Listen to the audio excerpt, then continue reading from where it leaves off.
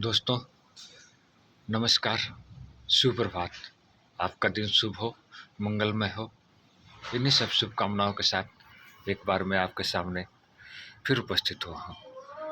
साथियों, आज का जो हमारा विषय है, यह विषय बहुत ही गंभीर है और हमारे समाज में एक विकराल रूप ले चुका है, जिसका नाम है आत्महत्या। साथियों, आत्महत्या जैसी घटनाएं होती क्यों हैं? क्या इस पे हम विराम लगा सकते हैं? लगा सकते हैं।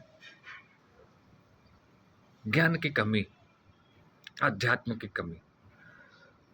साथियों, यह एक ऐसी घटना है जिसको ज्ञान द्वारा ही दूर किया जा सकता है। व्यक्ति के अंदर बहुत प्रकार के तनाव उपस्थित हो जाते हैं।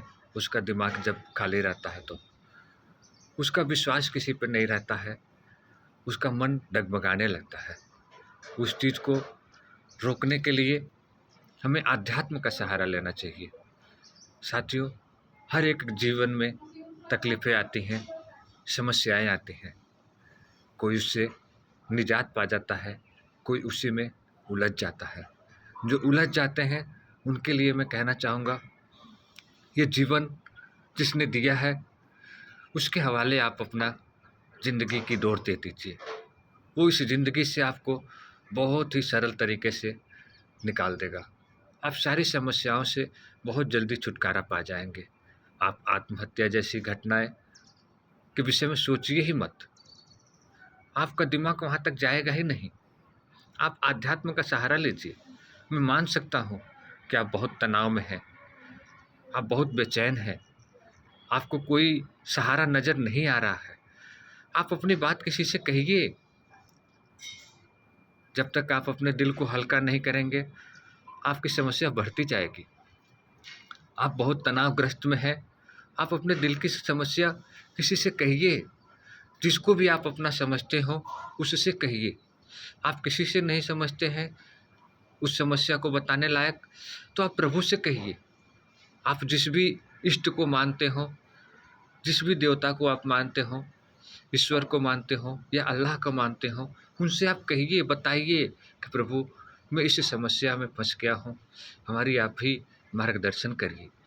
आपको ज़रूर कोई न कोई सहारा मिल जाएगा। लेकिन ऐसी घटनाएं आप खुद से सोचेंगे, आप उसके प्रति प्रेरित होते रहेंगे, तो आप खुद उस उलझन में फंसते जाएंगे।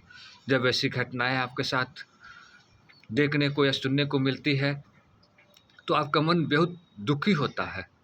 उस दुखी मन को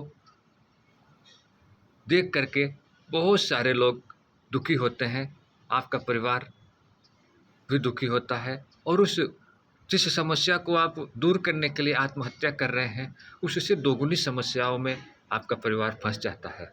इसलिए मैं आशा करता हूँ कि आप ऐसी घटनाएं फिर कभी नहीं करेंगे, क्योंकि हर एक चीज़ का समस्या का हल है। ज़रूरी है वार्तालाप करने की, किसी से अपनी समस्या बताने की। आप उस चीज़ को कुछ दिन के लिए टाल दीजिए। कहीं चले जाइए, तीर्थाटन चले जाइए, देशाटन चले जाइए, कहीं घूमने के लिए चले जाइए, किसी दूसरी मंदिरों में कहीं चले जाइए, अनाथ आश्रय में चले जाइए। लेकिन ऐसी घटनाओं को आप अंजाम मत दीजिए।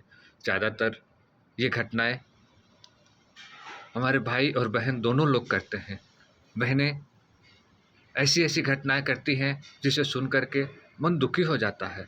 कभी कभी वो अपने बच्चों के साथ भी कर लेती हैं। बहनें, बच्चों ने आपका क्या बिगाड़ा है?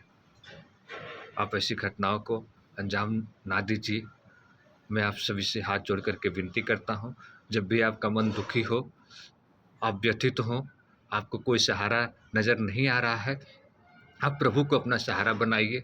और देश में बहुत सारे मानव सेवा संस्थान चल रहे हैं, वहाँ उनसे संपर्क करिए। वहाँ आपको रहने, खाने, पीने की हर चीज़ की व्यवस्था मिलेगी। फिर आपका मन परिवर्तन हो जाएगा। फिर अपने परिवार में आप अपना नया जीवन शुरू कर सकते हैं। ऐसी घटनाएं मन में आए तो आप उसको टाल दीजिए, और टालने के बाद आपको एक नया जीवन की अनुभूति मिलेगी। लेकिन तुरंत कोई फैसला आप लोग ना लें। यही मेरा आप सबसे अनुरोध है, यही मेरा आप सबसे विचार है। तनाव किसकी ज़िंदगी में नहीं है।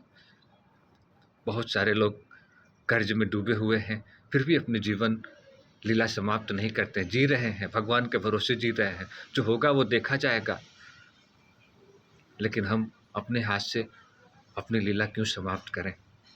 आप लोग खुद समझदार हैं। जब भी ऐसा आपके मन में विचार आए तो आप उससे दूर हो जाइए। जब आपको गुस्सा आए तो आप वहाँ से दूर हट जाइए। गुस्सा, तनाव, यही सब डिप्रेशन का कारण है। आदमी तनाव में चला जाता है और उसमें से निकलने के लिए आध्यात्म का सहारा लेना चाहिए।